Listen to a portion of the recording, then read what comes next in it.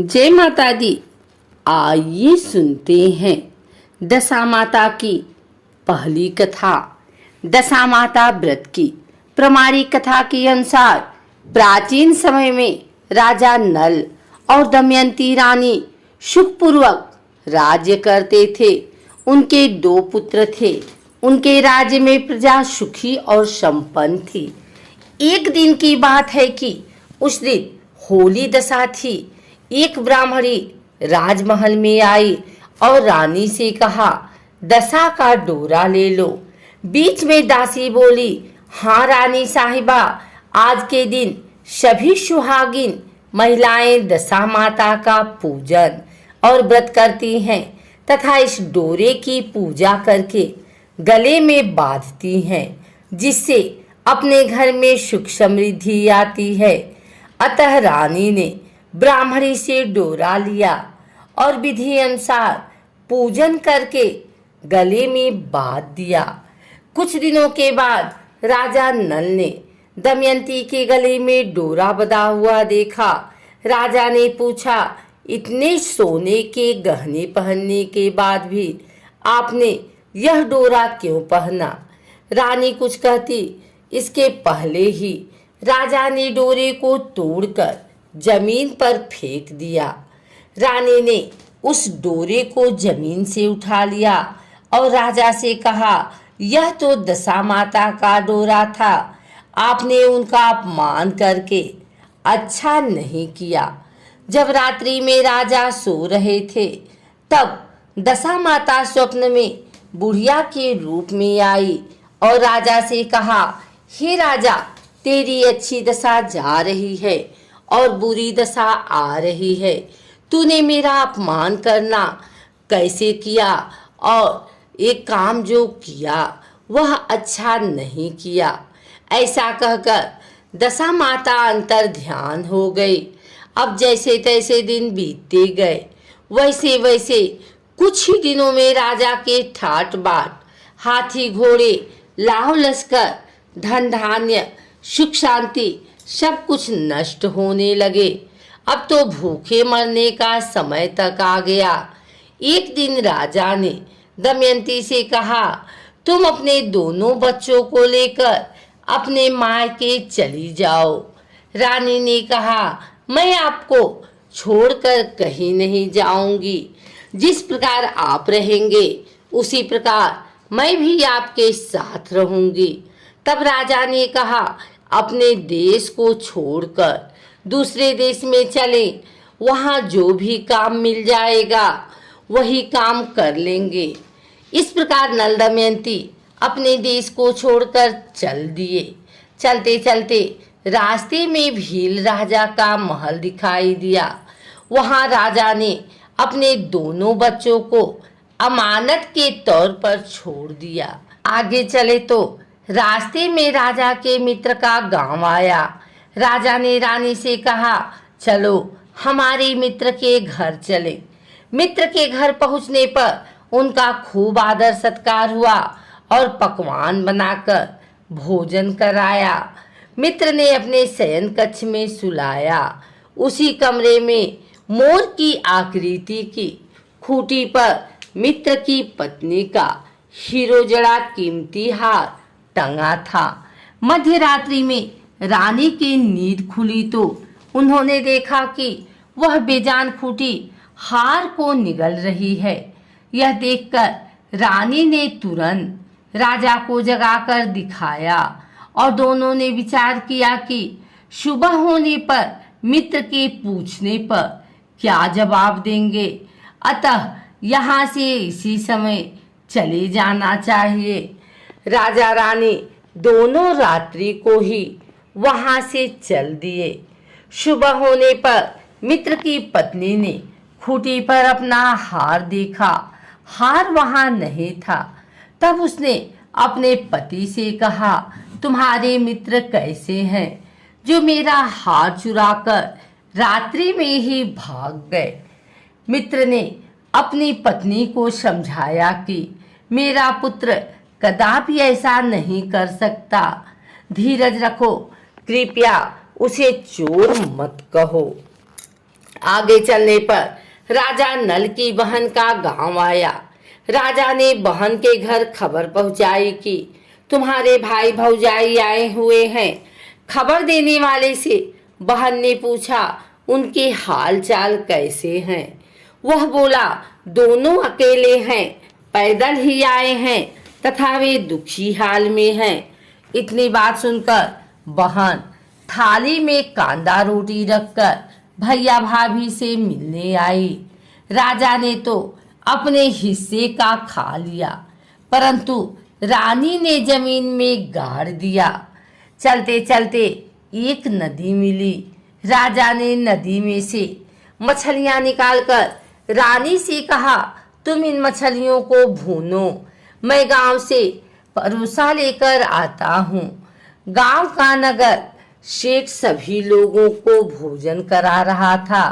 राजा गांव में गया और परोसा लेकर वहां से चला तो रास्ते में चील ने झपट्टा मारा तो सारा भोजन नीचे गिर गया। राजा ने सोचा कि रानी विचार करने लगी कि राजा तो भोजन करके आ गए और मेरे लिए कुछ भी नहीं लाया। उधर रानी मछलियां भूनने लगी तो दुर्भाग्य से सभी मछलियां जीवित होकर नदी में चली गई। रानी उदास होकर सोचने लगी कि राजा पूछेंगे और सोचेंगे कि सारी मछलियां खुद खा गई।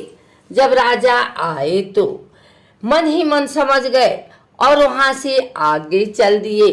चलते चलते रानी के मायके का गांव आया। राजा ने कहा तुम अपने मायके चली जाओ, वहां दासी का कोई भी काम कर लेना, मैं इसी गांव में कहीं नौकर हो जाऊंगा। इस प्रकार रानी महल में दासी का काम करने लगी और राजा तेली के घाने पर काम करने लगा। दोनों को काम करते बहुत दिन हो गए। जब होली दशा का दिन आया तब सभी रानियों ने सिर धोकर स्नान किया। दासी ने भी स्नान किया। दासी ने रानियों का सिर गूथा तो राजमाता ने कहा मैं भी तेरा सिर गूथ दूं। ऐसा कहकर राजमाता जब दासी का सिर गूथ रही थी तो तभी उन्होंने दासी के सिर में पद्म देखा। यह देखकर राजमाता की आंखें भर आई और उनकी आंखों से आंसू की बूंदें गिरी। आंसू जब दासी की पीठ पर गिरे तो दासी ने पूछा आप क्यों रो रही हैं? राजमाता ने कहा तेरी जैसी मेरी भी बेटी है जिसके सिर में पद्म था, तेरे सिर में भी पद्म है। यह देखकर मुझे उसकी याद आ गई। तब दासी ने कहा मैं ही आपकी बेटी हूँ। दशा माता के कोप से मेरे बुरे दिन चल रहे हैं, इसलिए यहाँ चली आई हूँ। माता ने कहा बेटी तूने यह बात हमसे क्यों छिपाई? दासी ने कहा माँ मैं सब कुछ बता देती तो मेरे बुरे दिन नहीं कटते। आज मैं दशा माता का व्रत करूंगी तथा उनसे गलती की क्षमा याचना करूंगी। अब तो राजमाता ने बेटी से पूछा हमारे जमाई राजा कहाँ हैं? बेटी बोली वे इसी गांव में किसी तेली के घर काम कर रहे हैं। अब गांव में उनकी खोज कराई गई और उन्होंने महल में लेकर आए। जमाई राजा को स्नान कराया, नए वस्त्र पहनाए और पकवान बनवाकर उन्हें भोजन कराया गया। अब दशा माता के आशीर्वाद से राजा नल और दमयंती के अच्छे दिन लौट आए।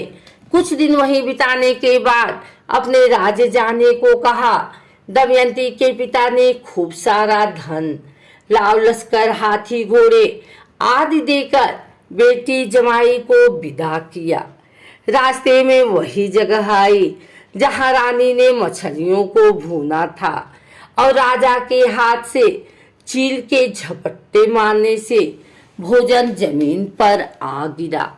तब राजा ने कहा तुमने सोचा होगा कि मैंने अकेले भोजन कर लिया होगा, परंतु चील ने झपट्टा मारकर गिरा दिया था।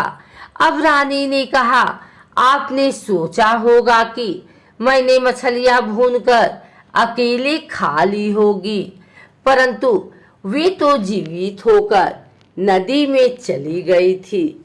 चलते चलते अब राजा की बहन का गांव आया। राजा की बहन के यहाँ खबर भेजी। खबर देने वाले से पूछा कि उनके हाल चाल कैसे हैं। उसने बताया कि वे बहुत अच्छी दशा में हैं। उनके साथ हाथी घोड़े लाव लश्कर हैं। यह सुनकर राजा की बहन मोतियों की थाल सजाकर लाई। तभी दमयंती ने धरती माता से प्रार्थना की और कहा, माँ, आज मेरी अमानत मुझे वापस दे दो। यह कहकर उस जगह को खोदा जहाँ कांदा रोटी गाड़ दिया था। खोदने पर रोटी तो सोने की और कांदा चांदी का हो गया। ये दोनों चीजें बहन की थाली में डाल दी और आगे चलने की तैयारी करने लगी। वहां से चलकर राजा अपने मित्र के घर पहुंचे। मित्र ने उनका पहले के समान ही खूब आदर सत्कार किया। रात्रि विश्राम के लिए उन्हें उसी शयन कक्ष में सुलाया। मोरनी वाली खूंटी के हार निगल जाने वाली बात से नींद नहीं आई। आधी रात के समय वही मोरनी वाली खूंटी हार उगलने लगी तो राजा ने अपने मित्र को जगाया तथा रानी ने मित्र की पत्नी को जगाकर दिखाया। आपका हार तो इसने निगल लिया था। आपने सोचा होगा कि हार हमने चुराया। दूसरे दिन प्रातःकाल नित्यकर्म से निपटकर वहां से वे चल दिए। वे भील राजा के यहाँ पहुंचे और अपने पुत्रों को मांगा तो भील राजा ने देने से मना कर दिया। गांव के लोगों ने उन बच्चों को वापस दिलाया। नल दमयंती अपने बच्चों को लेकर अपनी राजधानी के निकट पहुंचे तो नगरवासियों ने लाव लश्कर के साथ उन्हें आते देखा। सभी ने बहुत प्रसन्न होकर उनका स्वागत किया। गाजे बाजे के साथ उन्हें महल पहुंचाया। राजा का पहले जैसा ठाट बाट हो गया। राजा नल दमयंती पर दशा माता ने पहले कोप किया, ऐसी किसी पर मत करना, और बाद में जैसी कृपा करी वैसी सब पे करना।